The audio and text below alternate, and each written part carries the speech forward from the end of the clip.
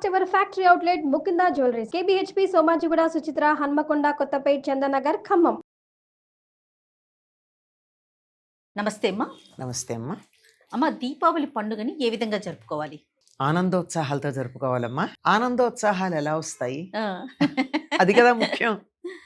ఎందుకంటే నరక చతుర్దశి రోజునే తెల్లవారుజామున అభ్యంగన స్నానం చేస్తారు. అభ్యంగన స్నానం అంటే ఒంటికి నూనె పెట్టుకుని, పైగా ఈ రోజు చేసేది ఏమిటంటే పెద్దవాళ్ల చేత తలంటి నూనె పెట్టించుకుని మంగళహారతులు ఇప్పించుకుని, ఆ తరువాత ఒంటికి అంతా బాగా నూనె పెట్టుకుని నువ్వు పిండితో ఒళ్ళు రుద్దుకుని, కుంకుడుకాయ షీకాయ ఎవరికి ఏది ఉంటే అది, ఈ రోజుల్లో అవి కాకుండా ఇంకేదైనా రసాయన పదార్థాలు ఉన్నాయిగా వాటితో తలస్నానం చేయించటం. వీలైతే చాలా మంది అమ్మ ఈ ప్రాంతాల్లో నీళ్లు కాగుతో కాచుకునేవాళ్ళు కదా పూర్వకాలం. ఆ కాగుని ముందు రోజు తోముకుంటారు, దానికి కూడా పసుపు అవి పెట్టుకుంటారు ముందు రోజే. ఆ రాగి కాగులో కాగినటువంటి నీళ్లు పోసుకుంటారు. అంటే ఇక నుంచి వేడి కావాలి మనకి శరీరం, చలికాలం వస్తూ ఉంది కదా, వాతావరణంలో మార్పు వస్తుంది కదా, నువ్వుల నూనె రాసుకోవడం. అందుకే వాతావరణంలో చర్మాన్ని శరీరాన్ని రాబోయే మార్పులకి సిద్ధం చేసుకోవడం. అవును. ఇలా ఎప్పుడు చెయ్యాలి ఈ అభ్యంగన స్నానం అంటే?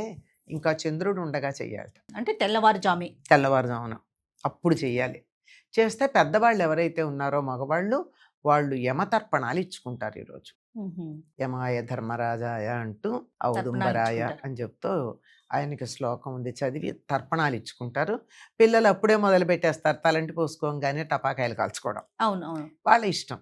ఎక్కువ కాల్చరు, అప్పుడే తెల్లవారుజామునే టపాకాయలు కాల్చుకుంటారు. ఇంట్లో నరక చతుర్దశి నాడు కొత్త బట్టలు కట్టుకోవడం, పిండి వంటలు చేసుకోవడం ఇవన్నీ ఉంటాయి. దీపావళి నాడు ఇంకా తలంట్లు పోసుకోవడమే ఉండదు. మగవాళ్ళు మాత్రం తల మీద నీళ్లు పోసుకుంటారు.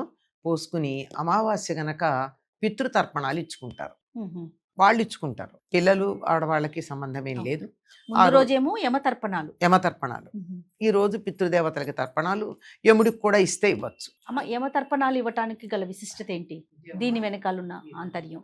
నిజానికి మనం దీపాలు వెలిగించుకోవడం ఇవన్నీ కూడా దీనికని చెప్పుకుంటూ ఉన్నా, ఆనందంగా చేస్తున్నాం. ఈ రకంగా ఉన్నా ధనత్రయోదశి, నరక చతుర్దశి, దీపావళి ఈ మూడు కూడా పితృదేవతారాధనలుగా కనపడుతూ ఉంటాయి. ముందు రోజే ధనత్రయోదశి నాడు సాయంకాలం యమదీపాలు పెడతారు. ధనత్రయోదశి అంటే ధన్వంతరి జయంతి. ధన్వంతరి జయంతి గనక ఆయుమాకివం అని చెప్పి ఆయనకి నమస్కారం చేసుకుంటూ ఎవరికి దీపాలు పెడుతున్నారు? రేపు పొద్దున రాబోతోంది నరక చతుర్దశి, అందుకని యముడికి దీపాలు పెడుతున్నారు. ఆరోగ్యం ఉంటే యముడు రాడు కదండి, అది అర్థం. ఆ తర్వాత నరక చతుర్దశి నాడు నరకలోకవాసి అయినటువంటి యముడికి తర్పణాలు ఇస్తున్నాను, ఆయన మమ్మల్ని చల్లగా చూడు, అపమృత్యు బాధ లేకుండా చూడు. మృత్యువు లేకుండా అడిగితే మనం కూడా నరకాసురుడు అవుతాం. అపమృత్యు బాధ లేకుండా చూడమని ఆయనకి నమస్కారాలు చేసుకుంటున్నాం. అలాగే ఎప్పుడు కూడా ప్రతి అమావాస్య కూడా పితృతిథి, పితృదేవతలకు సంబంధించిన తిథి కనుక ఆనాడు తప్పనిసరిగా ప్రతి అమావాస్యకి ఇస్తారు పితృతర్పణాలు. అందులో ఇది యమకు సంబంధం దగ్గరగా ఉంది గనక ఈనాడు తప్పనిసరిగా పితృదేవతలకి తర్పణాలు ఇస్తారు. సాయంత్రం మగపిల్లల చేత దివిటీలు కొట్టిస్తారు, తెలుసు కదమ్మా. గోగు పుల్లలకి పెద్ద పెద్ద బొత్తులు కట్టి నూనె కారుతూ ఉండగా దీపాలు వెలిగించి దక్షిణపు దిక్కుకు తిరిగి వాళ్ళు దివిటీలు కొట్టి, దిబ్బు దిబ్బు దీపావళి మళ్ళీ వచ్చే నాగుల చవితి అని చెప్పి కొట్టి వచ్చి కాళ్ళు చేతులు కడుక్కుని, ఆ తర్వాత పండు నిప్పుల మీద సాంబ్రాణి వేసి అప్పుడు మిఠాయి తింటారు. అప్పుడు దీపాలు పెట్టుకుని మనం అప్పుడు అది అంటే ఇదంతా కూడా దక్షిణాయనంలో వస్తోంది గనక పితృదేవతల్ని కూడా ఆరాధించే పద్ధతి మనకి ఈ కాలంలో మనకు కనపడుతూ ఉంది. అందుకు తర్పణాలు ఇచ్చుకోవడం అవన్నీ జరుగుతూ ఉంటాయి. సాయంకాలం అయితే ఆ దిబ్బు దిబ్బు దీపావళి అని దివిటీలు కొట్టడం.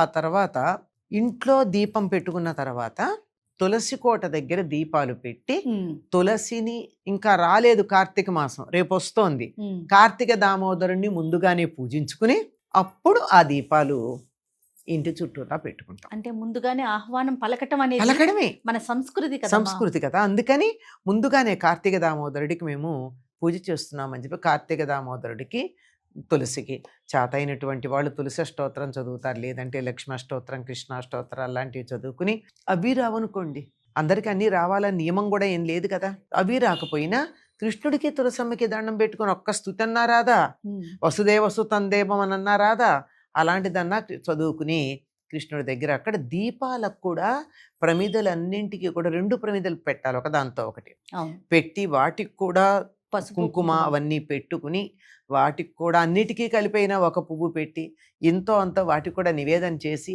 అప్పుడు దీపాలన్నిటినీ అన్ని పక్కల పెట్టుకుంటాం. అమ్మ ఆవు నెయ్యి పోసుకుంటాం. ఆవు నెయ్యి దీపావళి నాడు ఎంత వీలైనంత వరకు ఆవు నెయ్యితో దీపాలు పెట్టుకోవాలి. కార్తీక మాసంలో పర్వాలేదు నువ్వుల నూనె పెట్టుకున్నా కానీ ఆ దీపావళి నాడు మాత్రం తప్పనిసరిగా దొరికితే ఆవు నెయ్యి, దొరకలేదు అంటే ఇంకా తర్వాత అది మామూలు నెయ్యి కన్నా నువ్వుల నూనె మంచిది. అంటే లక్ష్మీదేవికి ప్రధానంగా మనం ఆ రోజు పూజ చేసుకుంటాం. అంతేనమ్మా, మనం ఒక లక్ష్మీదేవి కంటే ఒక లక్ష్మికి పూజ చెయ్యం కదా, మంది కుటుంబ సంస్కృతి. అందులో ఆవిడప్పుడే పెళ్లి చేసుకుంది, ఇద్దరికి చెయ్యాలి లక్ష్మీనారాయణులకి.